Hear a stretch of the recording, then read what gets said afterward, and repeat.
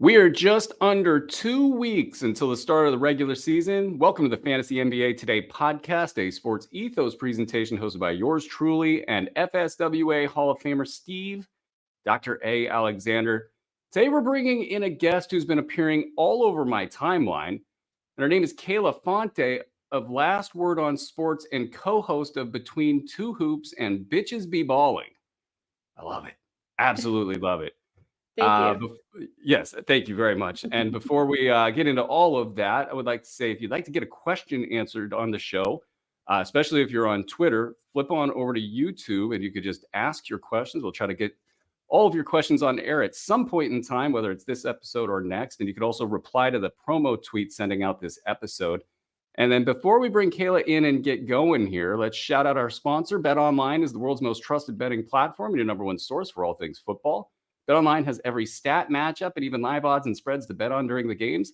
Think you know your stuff? Get in on our $200,000 mega contest and pick 5 games against the spread every week for your chance at weekly prizes at a share at $200,000. And when the game's over, head on over to our online casino, get on a game of blackjack or poker, unwind with one of our over 150 slots. Head to the website today to get in the action. BetOnline, the game starts here. Also, we got Dr. A in the house. I haven't even said hi to you this morning. Hi, Doc. How you doing? Oh, I'm kind of sitting here in shock right now because one of my good friends is Yuri Ono. And Yuri and I have been playing fantasy hoops together for a lot of years. She's like, dude, and I've had her as a guest on my podcast a couple times, or at least once, but I think maybe a couple. And Yuri and I are good buddies, and she's like, dude, I'm starting a podcast. It's called Bitches Be Ballin'. And I had no idea until just now that this was her cohort, her partner in crime. That would be me. So this is like worlds colliding. And obviously this means I have not yet listened to Bitches Be Ballin', but it's on my list. I've had some things. Yeah, some stuff going on over there, huh? Yeah. But I was talking to Yuri. Well, it's early. But anyway, I'm very excited about this. This is crazy that we didn't even plan this. I totally forgot to mention it to you too, because Yuri told me all about you. So I was like, when I go on the show, I have to mention it to Dr. A that I'm her co-host. But we haven't yet recorded an episode either. But we're going to do that next week. So that'll be on the way. Well, Yuri's my dog, man. I love Yuri. Yuri's the best. Yuri sent me, Brew, you remember that Anthony Randolph Warriors jersey that I have that's autographed? Oh my God, is it that? Yuri is the one who sent me that. Oh my God. Oh, wow. Yeah, what a stud. What a small world. That's great. Well, Kayla, thank you for joining the show. Your stuff just appears on my timeline constantly, and we were finally able to get you on the show. So this is great. And maybe you could, for folks who don't know you, how'd you get started? How'd you get into this old racket that we're in here? Yeah, first of all, thank you for having me on. I'm very excited to be here. But I started fantasy about 2 years ago, so I'm still relatively new to it and still getting through it. But I started when a friend convinced me to start playing. And at first I was very skeptical about it, but I was like, what the hell? I'll give it a shot. So my first year I did about 3 leagues. And then from there, I really just started loving it. And the year after that, which was last year, I started writing about fantasy. And then my co-host NBA Fantasy Bible from Between Two Hoops reached out to me. And that's how Between Two Hoops was born. And now I have my Bitches Be Ballin' show with Yuri coming up soon too. Wow. So now I would really like to hear this show. So please, by all means, pump that link out and I'll just grab that and put it in my rotation. That's awesome. And so 2 to 3 years in, what's it like for you? I mean, it feels like you're kind of catching some, internet fame here a little bit and, in our small little corner of the universe. And then just like the act of being an analyst, how is that for you? Well, first, it's been so surprising. I definitely didn't expect everything to snowball to where I am today. And I'm very grateful for that because the fantasy basketball community is just so welcoming. It's amazing. Everybody is always having each other on shows, supporting each other's content, which is just amazing. And yeah, the analysis part of fantasy, I really love doing it. Because I just love fantasy so much that playing it just wasn't enough for me. So I'm so grateful that I'm able to do all these shows, have my own articles out, and my Twitter content as well, or X, I should say. Yes, whatever that place is. Yeah. And what about, okay, so you got a couple years under your belt. Like, what's been the best, funniest moment, or even like a good win or defeat? Like, what's been that moment for you so far? I'll do my funniest moment. This was probably one of my worst defeats, and I'm ashamed to say it. But I was in a league last year, and it was just like a taco league. It was very soft. So I was number 1 for the whole year. I had never lost a game. I was that good at it. And also, everyone else wasn't really trying. So come playoff time, I'm playing the lowest seed, and I just have so many injuries. And this person that I was playing didn't even set their lineup, and I lost. First round to exit, I was like, should I just quit fantasy? Like, what just happened here? Yeah, that's why people don't like the head league sometimes. Mm-hmm. It was rough. It was. And we'll get into some of that because that's kind of a big topic in our industry right now is head-to-head. That was head-to-head league, I presume. Yeah. Yes. And that's like, that's the toughest part, right? Like you play, you put all that effort into the entire season, and then just everybody's resting. And so what are folks doing about that out there? As far as to spin this into some actual basketball talk, like, I mean, we're, like I said, 2 weeks in, regular season starts in 2 weeks. What are you feeling like as far as like, players or even situations that are appearing to be like winning situations for fantasy GMs out there? Have you got anything that's sort of the top of your list that's, you've been thinking about heading into drafts here? Yeah, so I think like the biggest winners, especially like from the offseason, you want to target players from the Hawks and Clippers. Those are the biggest teams for me right now. So with the Hawks, DeJounte Murray was traded over the offseason, which just created a huge hole in Atlanta's backcourt. So that paves the way for Trae Young to be that sole star of the team. And I've seen him going in like the back end of first round drafts. And I think that's exactly where you need to be taking him right now. Huge leap incoming for him, especially offensively. But the trade also opens up a lot of opportunities for other guys. So Dyson Daniels, for example, is someone that I'm very high on this season. We can expect him to start this year. I think that's reasonable, especially we have Bogdan Bogdanovic, who is also going to have a big role this year, but I think he's going to come off the bench.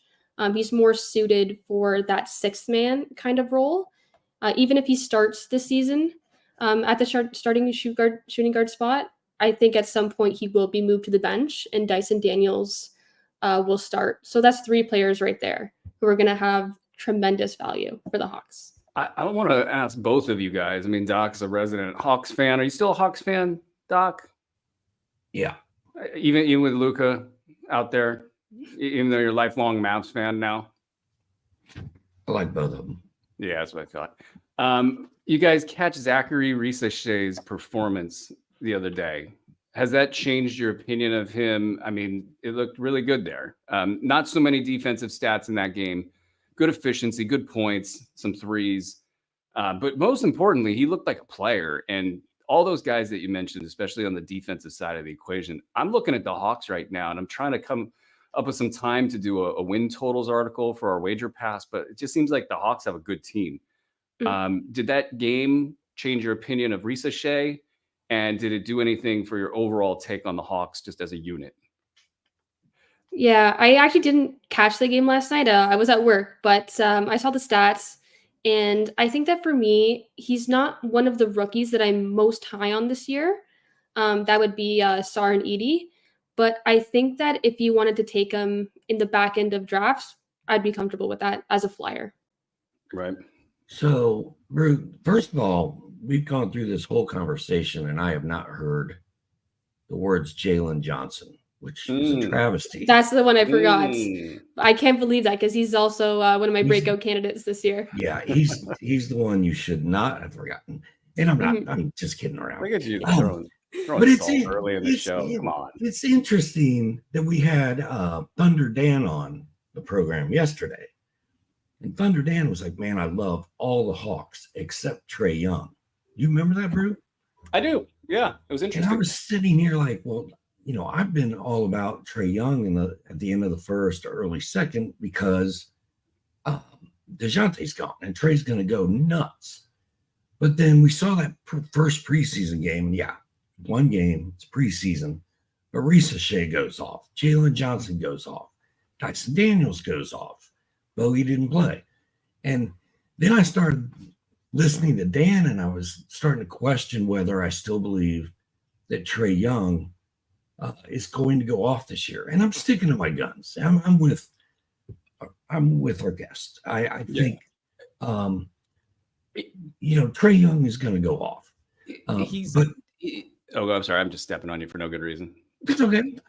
You're probably tired of hearing me not be able to talk. But the key for me is that all of the Hawks are fun. And I love the fact that she said the Hawks are going to be the Hawks and the Clippers. Those are teams I like because I look at this Hawks roster and I just get excited. Like, I'm going to try to have as much Jalen, as much Dyson, as much Trae, all of it. I want them all.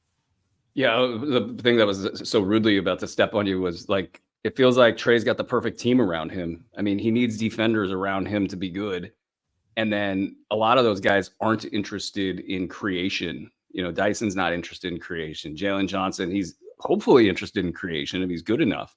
But really, his main idea out there is to pass the ball a lot, roll, get good screens for Trae. And, Bogey's that offense off the bench, but it's going to be all Trae all the time. I'm also with I don't know where I am with Alex Sarr, but I think Zach Edey is going to be on all my teams. I just like the fact that he's starting. I watched him play so much at Purdue. I know what he does. Just like Trace Jackson Davis, when he was playing at Indiana, I knew he was better than the 57th pick in the draft. And Zach went a lot higher than that. And they're like, well, he can't run the floor and he can't shoot threes and he can't do this, but I know what he can do. And I think he's going to be a very serviceable late round center. Yeah, let's spin that back to Kayla. If you have any thoughts on the Hawks, feel free to put them in here. But like Edey, Sarr, how are you handling them heading into drafts? Yeah, so I'm a little bit higher on Edey. I like his role a little bit better with the Grizzlies, a starting center, I presume, and then JJJ alongside him at power forward. With Sarr, I think he can still carve out a pretty big role for himself. The Wizards aren't exactly a competing team this year, so I think that a lot of the focus will be on the development of their younger guys and their rookies. They're going to get a lot of run time. And I think it helps also having Jonas Valanciunas alongside him, a good mentorship experience for him. But those are the two rookies for me that I would feel comfortable picking in drafts, more so Edey. Yeah, it's a tough year for rookies. It just in general. I got into the Cam Dynasty, Rick Camlow's league, and I got the first pick. I was handed the team that finished in last, and I was really struggling with who do I take. Sarr, I took him first, and blocks and boards, but I was just so unhappy about the whole thing. It's like I get a first round pick. It's not Wemby. It's not Cooper Flag. It's insert. Who are you going to insert there? And to your point about Jonas Valanciunas, I really like that pickup for Washington. I mean, it feels like, yeah, he could have gone to a contender. Maybe he can still go to a contender. But if you want to level out an offense, throw Jonas Valanciunas in there for his 20 minutes and let him just sort of operate. And I don't know what Andre's saying in here. I have no idea what that last comment is. I got an idea. Why don't we do ice pick in your eye trivia? Hey, How does that sound to everybody? No, I got one more thing. Okay. If I can remember what it was. Oh, Risa Shea. Before we gloss over that, I think if Risa Shea goes off in one or two more preseason games, people are going to be like, okay, never mind. I'm going to draft this guy late. Because right now he's an afterthought. Nobody cares. But that first game, he shot it really well. He hit a bunch of threes. He looked like he can play, and he fits. It looks like he fits in well with the Hawks.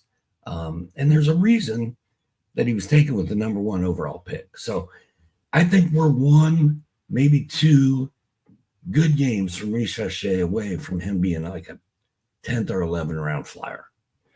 The thing I'm looking for there, and it's really cool that he plays next to Dyson and Jalen Johnson, and even like guys like Capella and Okongwu, they're kind of fast and long, is if that defense can somehow start to click, and then Ricochet can use some of that length to get his hand on steals.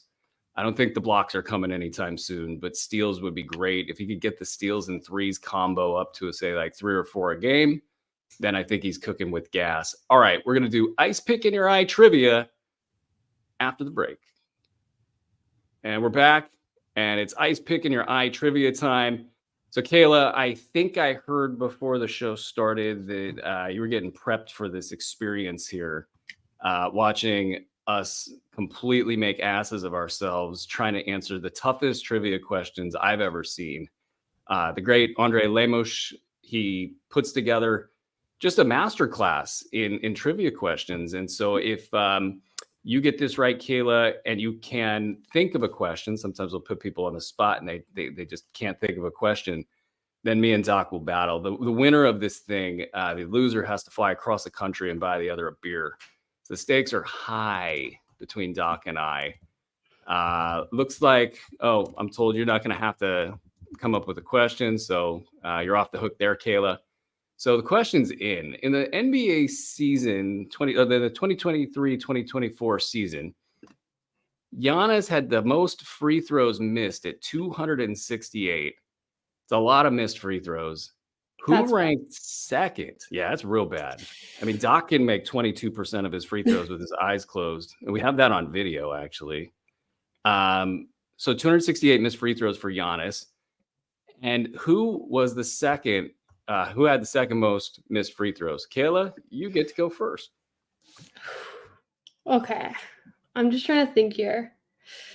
First off, though, fun fact about me is that when I was in elementary school, I actually did a free throw competition, and I ranked second in Ontario. Fun fact there. So in Ontario. In all of Ontario. Oh, my God. Yeah. So you must fun fact about me, but what I shoot lights out. That's it. Do you know what you shoot for a free throw percentage? Like just a ballpark? Well, like, are you 80? Ballpark, I'd say I want to say 90-ish. Oh, my God. 90-ish. Because I do practice free throws a lot. So like if I'm at the park, I usually make 9 out of 10. Well, congrats. Thank you. We should get you hired on several NBA teams so you can help several NBA players, such as the second worst misser of the bunch last year. I'm not surprised at all that Giannis is first. But I want to say Paolo Banchero, just because he's someone I had on my team last year, and I noticed all the free throws that this guy bricked for me. He's too big and strong. He lost. Oh my God! You got it on the first one. Congratulations. No way. I was talking before the show too. I was like, I don't know if I'm gonna get it. Like if it's something on NBA history, I'm cooked. There's no way. Ooh, yeah. And then there's Doc. He's got us covered on that front. And then even Rick, when he's on, I'm swimming upstream against those guys. That's excellent work. And you keep Doc and I from looking like asses. I love it. Honestly, my second guess was actually going to be Stop. Oh, Steve's putting the brakes on. Oh, no, gee, read the notes, Brew. Come on, dog. I'm trying, man. I'm trying. I'm you see this cup of coffee? It's only got like a little bit out of it. It's been an all-night procedure over here. And the question's in for Doc and I, who ranked third. And you're up. And I'm up. Okay. I kind of think this is a trick question. Not a trick question, but does somebody have to be bad to rank high in this list? I wonder, like a player that shoots a lot of free throws and they just have a lot of misses as a result of that, could they possibly rank really high? That's where I'm going to. All right. Well, I'm gonna steal your favorite player. I'm gonna go Luka. Oh, I'm going to steal your favorite player. Nemanja Bjelica. He's not in the league anymore. The only name you actually can say properly. It's incredible. Thank you. Who pissed in your Wheaties this morning, sir? No one, but you just killed Bielitsa, but you can't say. I love Herb Bielitsa. It just blows me away. I love Domantas Sabonis. I was thinking, did you say Domantas Sabonis? I did. That's my guess because he played in 82 games. Oh, that's your guess? Yeah, I thought you were going with Clam Johnson. I'm going Sabonis. It's a decent guess. Wait, Luka wasn't right? Sabonis isn't right either? Okay. I gotta gear up for this question here. Third. Now I'm done. Now I'm just done. Well, the angle, I didn't take the angle that I thought might be the one, but I'll do it. I'll take Joel Embiid. It's not right. I don't think he's got enough misses in there. There's enough volume. And let's end this misery. Let's end this ice picks in our eyes. All you have to do is say a player name. The Rudy, first player that comes to mind. You could just say the first Rudy. one that hit your. Yeah, that's what I was thinking. Rudy G. Yeah. Okay. Kayla, do you have a guess? Because you probably will get this right. Mine is Rudy. Oh, it's not Rudy. It's not Rudy. No. Oh, she gets this one too. I may retire. I'm betting on Kayla right now. I mean, she's probably going to get it. I think she's got it. I don't know. I think I got lucky with that first. She's locked one, into the free throw game. Oh God. So not Rudy. You said Embiid, Sabonis. Luka's off the board. It's got to be a center. Somebody that Yeah, honestly, Luka would make sense too, because actually he averaged a career high last season in free throw. Right? Yeah, he did. I think it was 78%. Yeah, that was helpful. Almost 75. Someone that's a center, but not a center. But isn't a center. I think it's somebody that will play center, but isn't a center. Plays in a team that doesn't have Zion. Giveaway, Zion. That's right. Yeah. That's it. Yeah. We're just getting crushed. That was the hint. That right there gave it to me. Double win for Kayla. Yeah, double win for Kayla. Well, that's awesome. That's awesome. Now we feel incredibly. I'm awake though, so there's. If it was history, you guys would have got it though. Not me. I still feel bad about. I felt like what I was trying to say about her Hawks take was supposed to be funny, and it just came off as kind of mean, and then I felt bad. But I wasn't trying to be mean. I was just like, you forgot. You know what? I thought he was forgetting someone too. Huh? Oh my goodness. But after I said it, I was like, he's somewhat forgettable until he slam dunks the ball on somebody's head. I thought I just kind of sounded like a jerk, and then I felt bad. So you are a big jerk.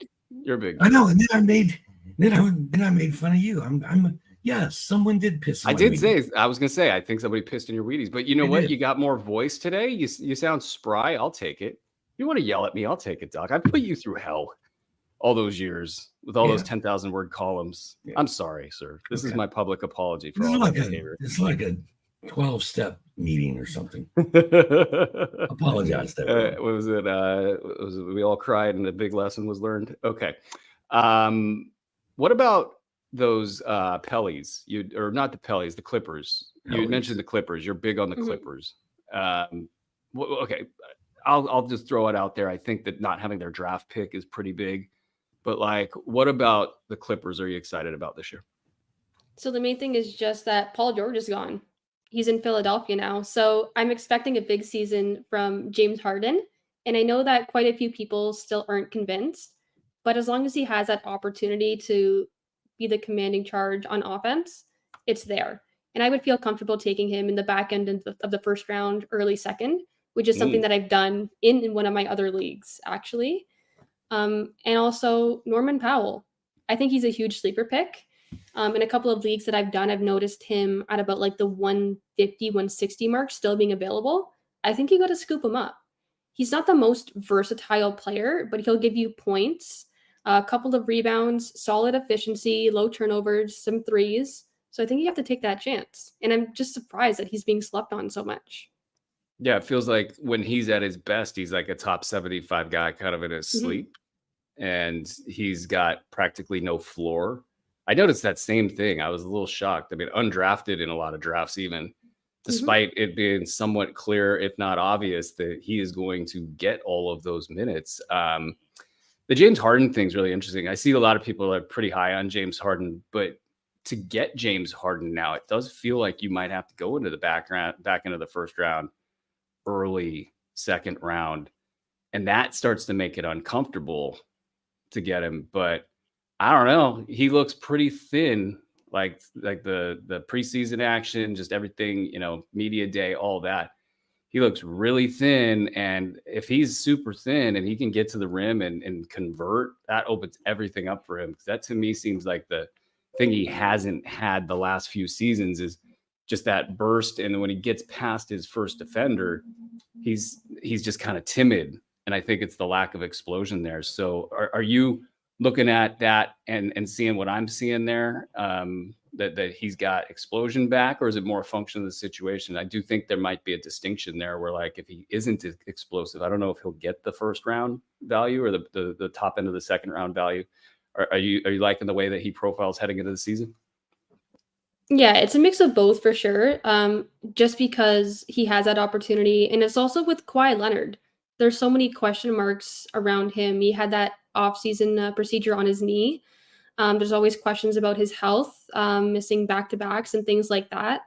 There's not going to be many leading players who can step up in that way that Harden can for the Clippers. Norman Powell, I think he's going to have a big season, but he's not going to produce Harden level numbers or Paul George numbers.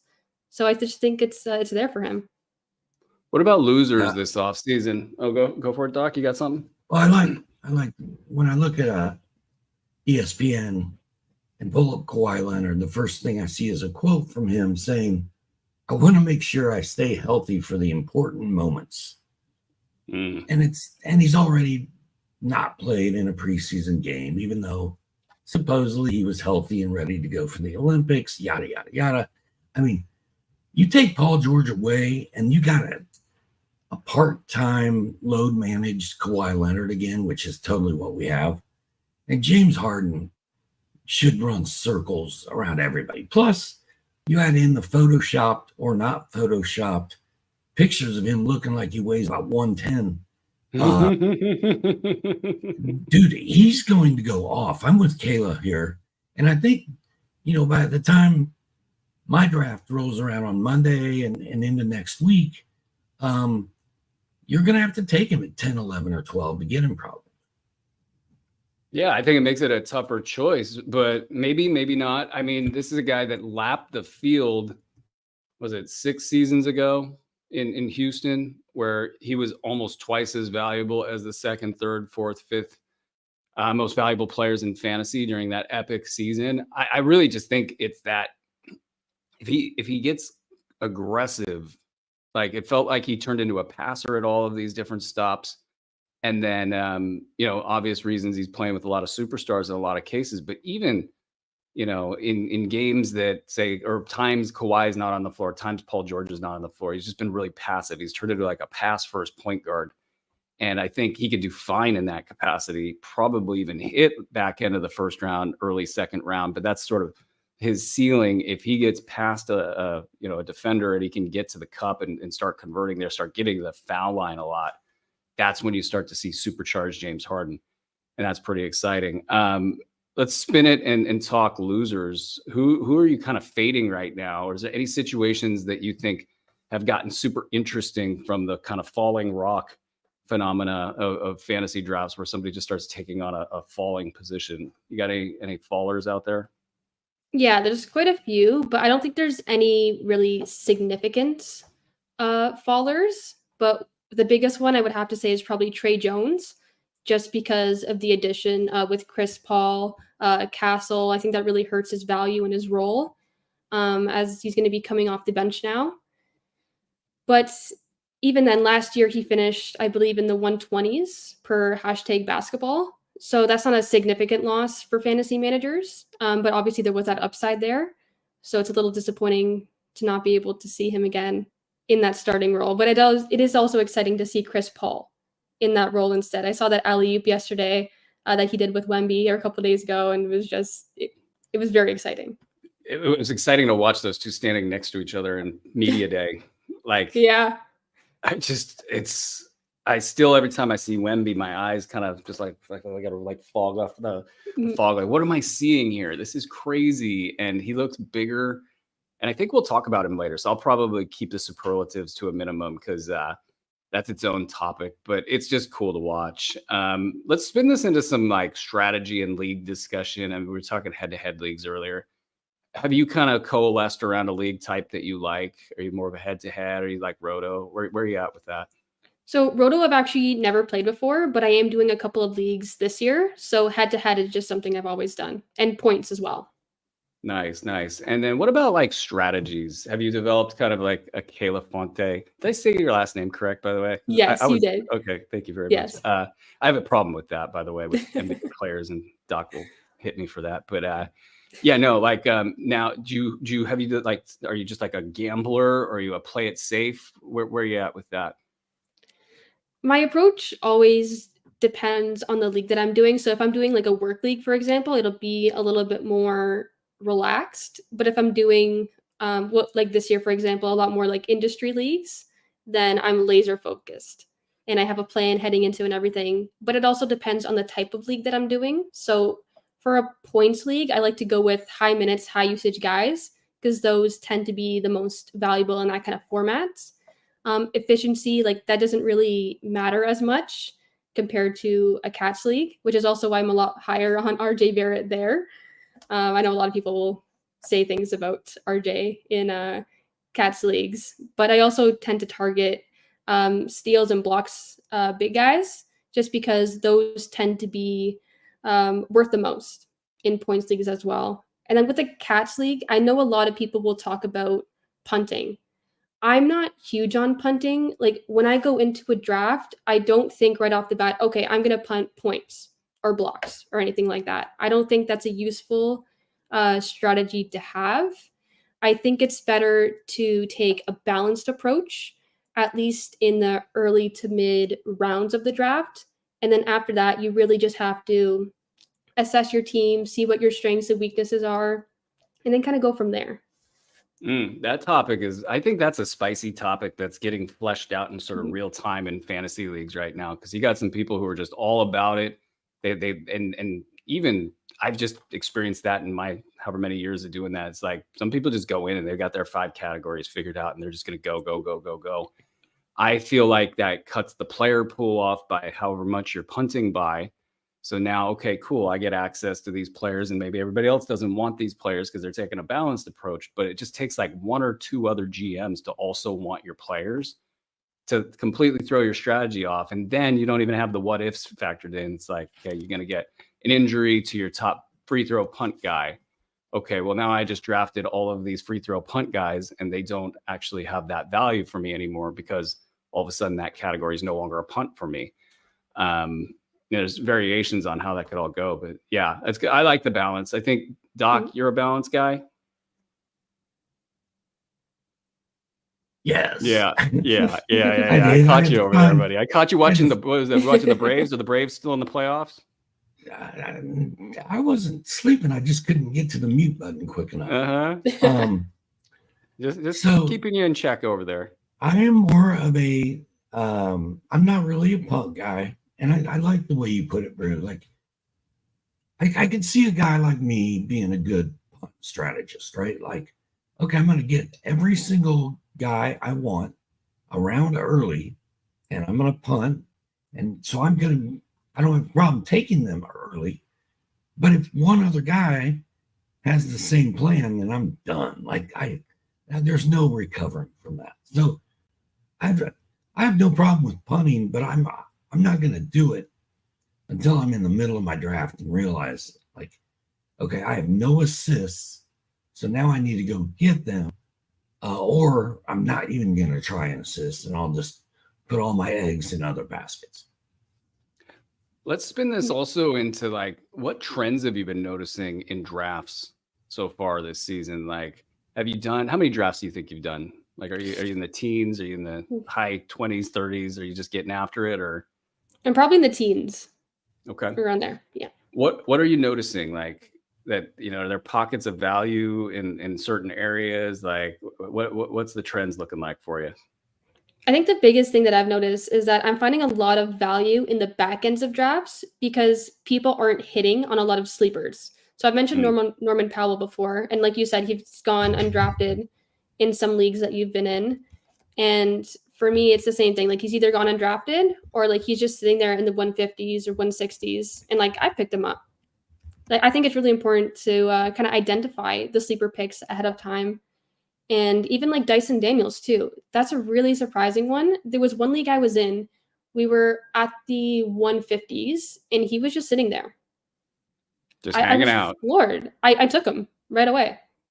I was shocked. I probably could have even just let him go too. I didn't want to take that chance, but I probably could have. So that's always so fun many to do, by picks. the way. You have a guy that nobody has. That was actually Jalen Johnson last year. It's just how far can this fall? Yeah. And it's like it's actually very exhilarating. And then you figure out, oh man, they fell all the way to the 16th round. I could have been drafting them in the 16th round the entire time, but I was taking them in 12. Then you get a little buyer's remorse there. Okay, we're gonna do some player comparisons because there's just a lot to talk about.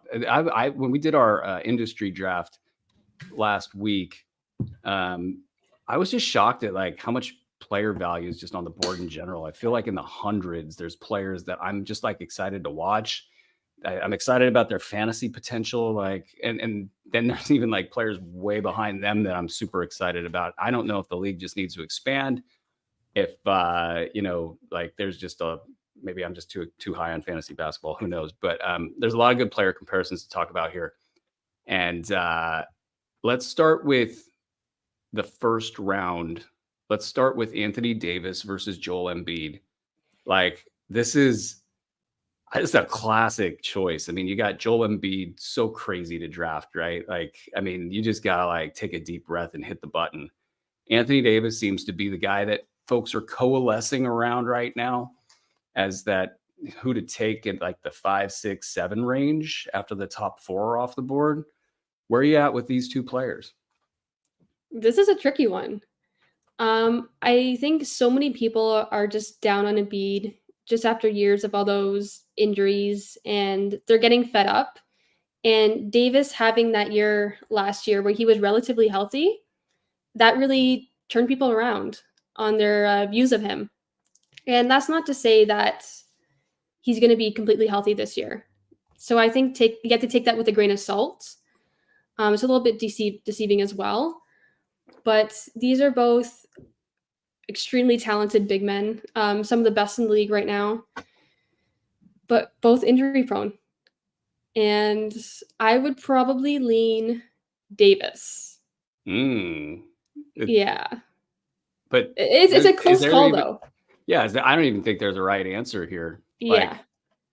Like, I kind of have tried to reverse engineer Joel's game, for as far as this year goes, because I just feel like I don't know if it's bad luck or whatever. I just feel like I'm gonna get the 5 pick all over the place, and then unless somebody falls, obviously it's okay. Do I push the button on Joel Embiid? Because it's going to take probably like 60 games for him to be, you'll be happy if you had 60 games of Joel Embiid. You might even be happy with 55 games of Joel Embiid because, I mean, what did he have last season? I can't remember off the top of my head. It was like 38 games last season. He was still a 4th round play by cumulative totals. And okay, cool. My 1st round pick that I picked second last year, if you pick Joel Embiid second, okay, got me 4th round value. I'm not like thrilled. That's in fact could possibly be crushing. That's a really low games number for Joel Embiid. That's a bottom of the barrel outcome And it's like, okay, so what if he gets 65 games somehow? That's going to require him not being off on back-to-backs. So if he's off on back-to-backs, he gets to 65, I think. If he plays the rest of the slate, that's not very likely, So where do you project a Joel Embiid? Let me ask you this. If you had to throw a dart, Kayla, where would you say Joel Embiid? What's the games played number for Joel Embiid at the end of this upcoming season? Yeah, if you had to just throw a dart. Well, last year he played, I think, 39. The previous 2 seasons he had 65 plus. So I want to say like in the 50s, low 50s. That's pretty good. It's good, but like that's me being generous too. That is very generous, and it depends on when those games are too. If you're in a head-to-head league, if it's at the end of the season, eesh. And there's probably a little kind of tie-in question to this, like if Boston runs away with everything in the East, Philly might just be like in cruise mode if they're sitting in 2 or 3 and they're not connected with other teams. Boston falls back to the pack. If Philly plays really well this season and they're in a dogfight for seeding, then you could see Joel Embiid playing at the end of the season. And that would be great. Anthony Davis, 76 games. I think people are sensing that he might be in the F-it stage of his career, like not worried about smaller injuries, and he's just wanting to be on the floor. I don't know if that makes sense because it's the first year or however, I don't know the contract situation off the top of my head. I know he's making a ton of money over like the next 3-4 years. He's got a long way to go. Here's the point. Shoot. I had the number 5 pick in our draft the other day, and I took Anthony Davis. You know where I stand on Joel Embiid. I'm like, no way, I'm not messing with that because I play head-to-head. You just can't have guys missing that many games in head-to-head. But I'm sitting here listening to y'all, and I'm thinking to myself, why do I have any more confidence in Anthony Davis than I do Joel Embiid? It's not like Davis has been a picture of health his whole career. I mean, he played a lot of games last year, but that's it.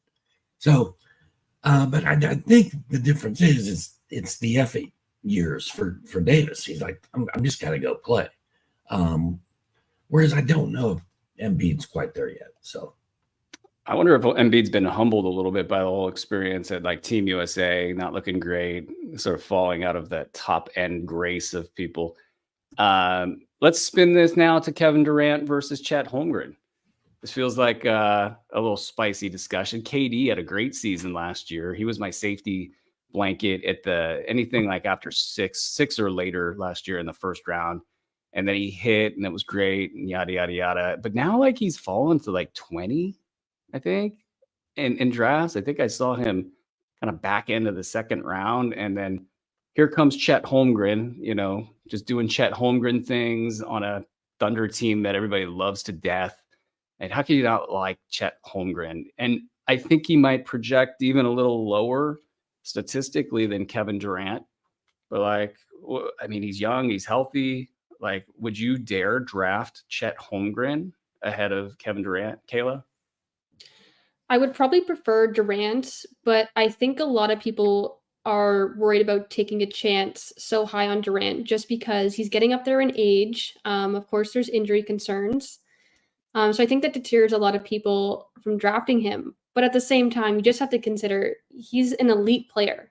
He still has a lot of gas left in the tank, and he's a player who could really just do it all and produce elite stats when he's healthy.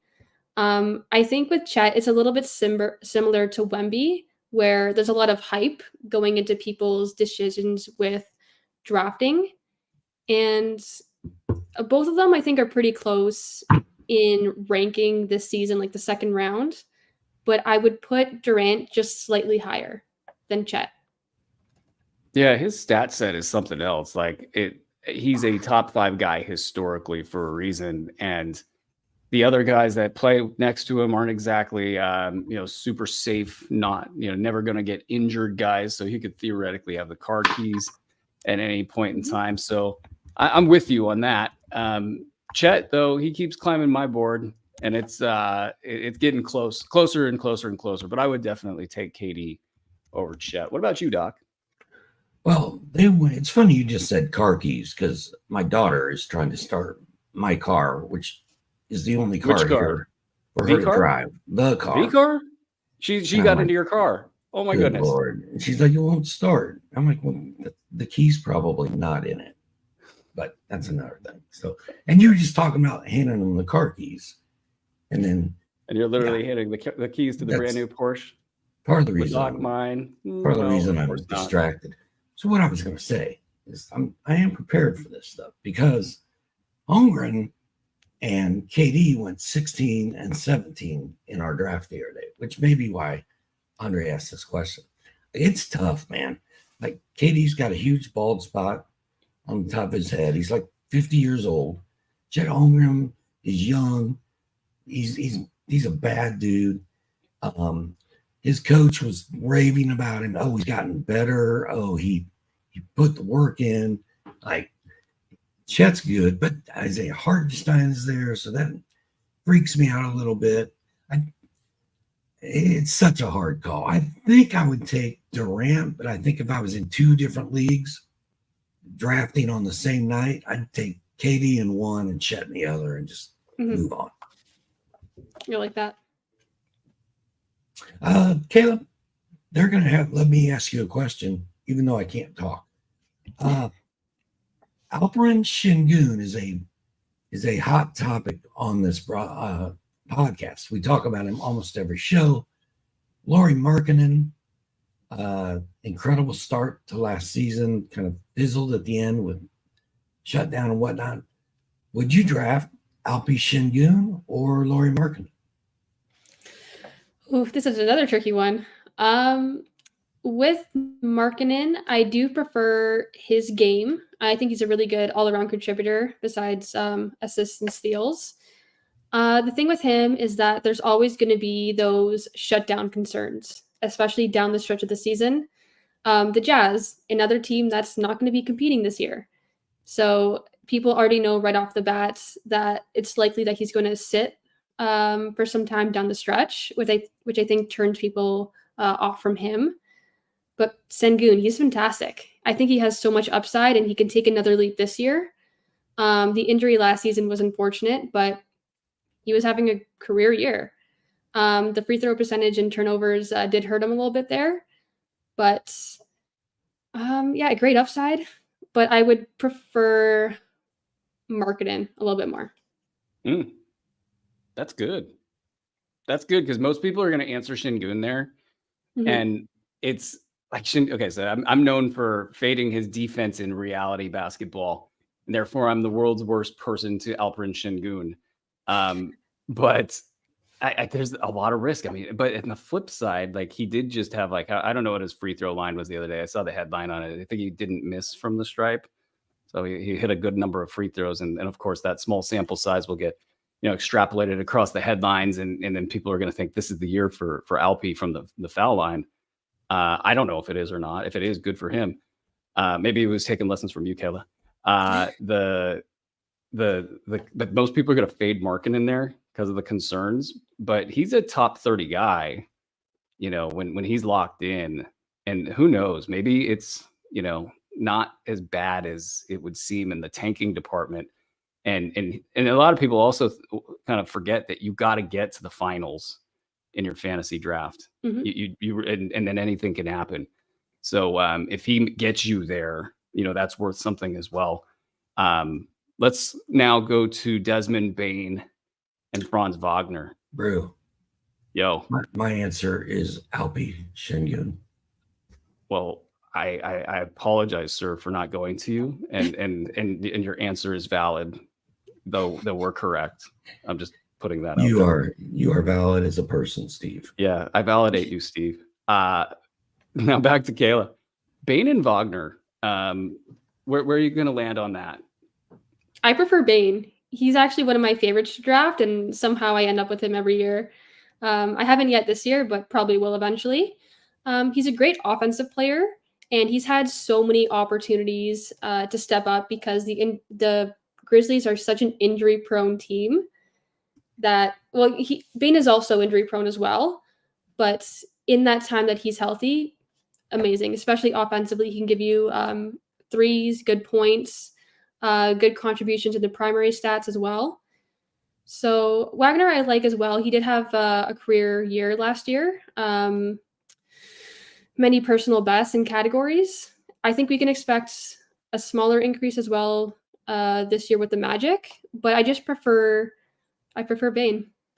Yeah. I mean, I was a huge Bane guy for the last, I think last season I was probably more even with everybody else with Bane. And then prior to that, I was just super Bane all the time. And he just, the luck factor of those injuries. And I guess now we're sort of learning that he's more injury prone than we maybe previously thought.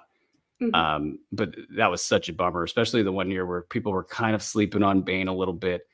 And that he just came out and rocked it, and then he got injured right away. That was a bummer. It's the way the cookie crumbles. What about Wagner's 3-point shooting? That seems to be a hot topic. Like, how do you feel? Like, is he going to turn the corner on that, or is this just something that we can't possibly know? I think it's something we can't possibly know. I think it's something that he can develop over time, but I'm not expecting anything big from that. Yeah. What about you, Doc? You got Bane or Wagner? Bane. I always had Bane. I had Bane last year. I was all in, and the injury just crushed it. But he was on his way to doing amazing things last year. That's all. What about Emmanuel Quickly or Darius Garland? Oh, you got there? Yeah, thanks, yeah. Fred. Where were you at? Where are you at on that one, Doc? I was too busy making fun of you. You were. You're sitting there in the private chat taking your shots, and then you forgot to do your job. Do your job, Doc. But as Doc chortles the water there, seriously though, like Quickly, No, Garland. you already did it for me. Yeah. No, Quickly or Garland. You got a preference there, Kayla? Quickly, 100%. Yeah. Garland is someone who I don't really love in fantasy, especially since Mitchell went to the Cavs. His production's been down. But Quickly, I think we can expect a huge breakout year from him. Ever since he was traded from New York to the Raptors, he's just looked like a different player. His production in almost every single of the main categories increased, and especially assists too. He was averaging almost 7 per game. And now he's going to be running at starting point guard for the Raptors. They're also rebuilding around Scotty Barnes, so he's going to have huge opportunities. Same with RJ Barrett. But I've seen him going in about the 4th round, and Garland has gone later than that from what I've seen in most of my drafts. So I would happily take Quickly over Garland. Yeah. And are you a Raptors? Are you a Raptors fan? I am. I got all the stuff behind me. Oh, you got that. Is Quickly your guy? Are you Quickly or a Scotty person? I love Scotty more, but I love that big three of Scotty, RJ, and Quickly. I want to get back to RJ because when you brought his name up earlier, it kind of lit up a little bit, and I was making the Canada connection and thinking, okay, maybe there's some fandom there. I got 2 questions here actually. Mm-hmm. Let's go to the basketball kind of RJ Barrett question. Like, I liked what I saw when especially getting away from Julius Randle. I mean, they're very similar players, and I think Randle mucks it up in general for his teammates. So he goes to Toronto, and it just felt like he was doing his thing. He was fitting in, and in category leagues and points leagues, I think everybody loves RJ Barrett. Yeah. Category leagues, everybody's down on him. Like, I feel. Well, let me get your opinion. Where are you at with RJ? Is he turning a corner in Toronto this season? 100%, I think so. And I totally understand why people are down on him in cast leagues. Obviously, like, his efficiency is a bit concerning. Doesn't give you much of the defensive stats. But one thing I noticed is that he shot over 50% from the floor for the first time with the Raptors last year. So that's a promising sign. I mean, his free throw percentage was down. But I mean, hey, if you're punting free throws, something to consider. Yeah. And then what about like Canada basketball in general? I got a lot of friends in Toronto. They're crazy for Canada basketball, but it like kind of extends beyond the NBA. It's like Team Canada. And you see this Team Canada being one of the better teams in the world. And you got Shai Gilgeous-Alexander. You got a ton of players that are coming out of Canada. What's that like, being in Canada? You're a fan of the Raptors, probably a fan of Canada basketball, I imagine. What's that been like for you guys? It's amazing. Basketball has just really grown in Canada over the past few years. It's one of the top sports now. It's up there with hockey, right? So the energy here is just, it's crazy. Like if you go to a Raptors game, I don't think you'll feel that vibe in that arena anywhere else. I don't think it competes to any other arena. And I've been to many other cities, I've been to many other basketball games, and I've never felt what I felt in Toronto there. Like we're just a different breed over here. I think the folks in Sacramento would probably fight you over that, but Probably, but I'll take them. But you know, I just know a lot of you guys in Toronto, and you guys are crazy for your basketball, and it's a fun environment. Yes. Was it? What do they call it out in front of the arena? Is that is it Jurassic Park? Jurassic Park, yeah. It's awesome. Oh man, that looks like a great place to catch a playoff game. Let's go to a big question that's like, I mean, I'm sure everybody's dissected this 50 million different ways from Saturday, and everybody's probably got their pick by now. But like, are you team Wemby or are you team like old man Jokic? I like both, but I'm a little bit more team Jokic. Nice. Yeah, actually, I know it's a little bit surprising.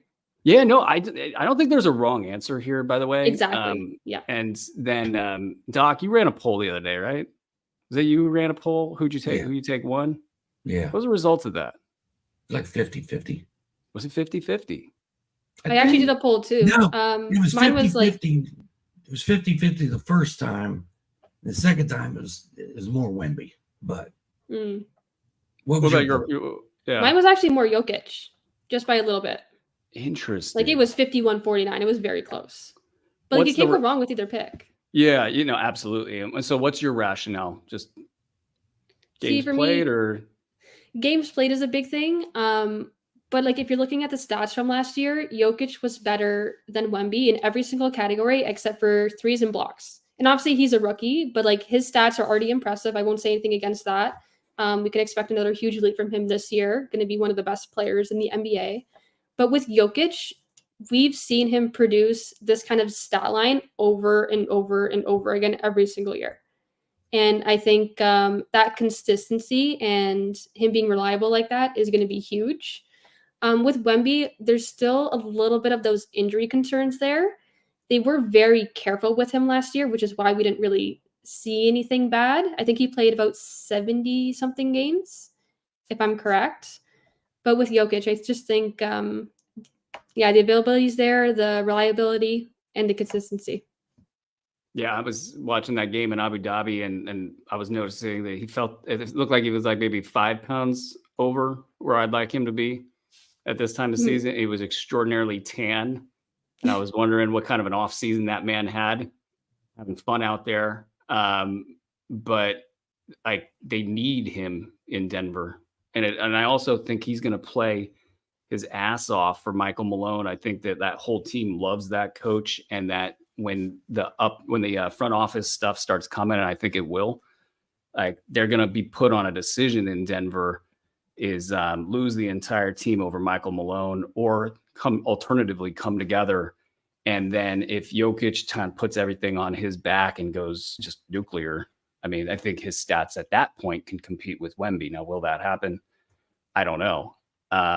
We got a listener question on this, actually. Wemby seems like the right pick at number 1, but if you find yourself with multiple first picks in a high-stakes situation, would you consider drafting 1 Jokic for every 2 Wembys? Now, we'll maybe flip that into, we know your position on Jokic now. How would you approach this if you got like, say, 4 or 5 drafts and you somehow land in the number 1 slot in each of those drafts? Are you splitting the difference with this at all? I actually probably would split, just because Wemby is someone who I've never had on any of my teams before. So I would love to have him just because of the hype factor. I mean, it's huge. In a more high-risk league, I would probably lean with Jokic. But if it was a little bit more casual or any other kind of league, I would take Wemby as well. But like we mentioned before, there's no wrong answer here. You're getting amazing players either way you go. So it's not really a lose-lose situation. What about you, Doc? Yeah, I would say that I don't care if it's Wemby versus Jokic or Luka.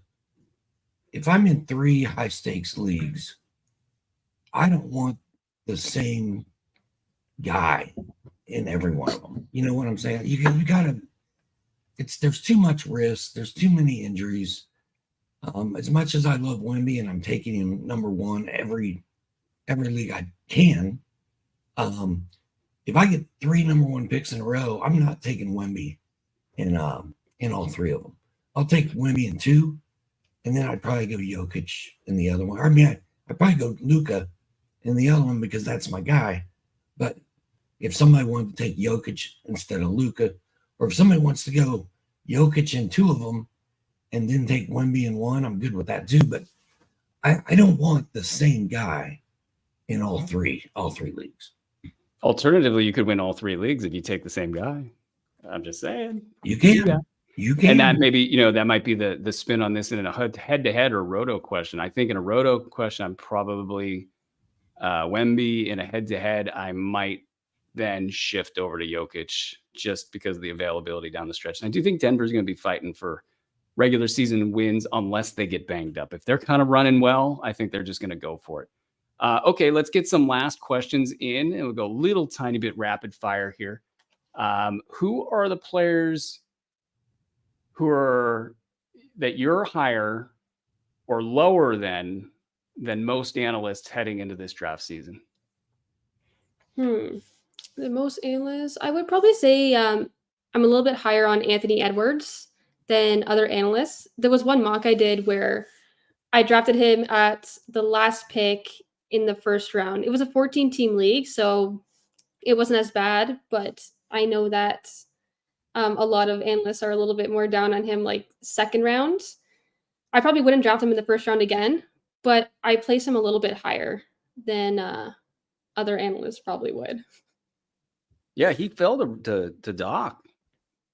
Doc, you got an Anthony Davis, Anthony Edwards team in the mock. I've also taken Anthony Edwards at like number 8 or 9 in leagues because to me it's 1 through 4 are good, and then I want to pick at the end of the round, and I don't necessarily love all those guys either. So like starting off with a Trae Young and an Ant Edwards to me is fun. Yeah, well, we know your strategy too. You just take your guys and you don't care. Like and to the victor go the spoils. All right, we got some more viewer questions. We'll go. Let's kind of spray these around the room a little bit. Hey, how early, Doc, is too early on either Sar or Edie as rookies? Oh, where did I take Edie? I got him in the 11th round. That felt right to me. Sar, I'm guessing, went around 10 or 11 as well. How early is too early? 10, round 9 is too early. Okay. Kayla? I definitely wouldn't go top 100.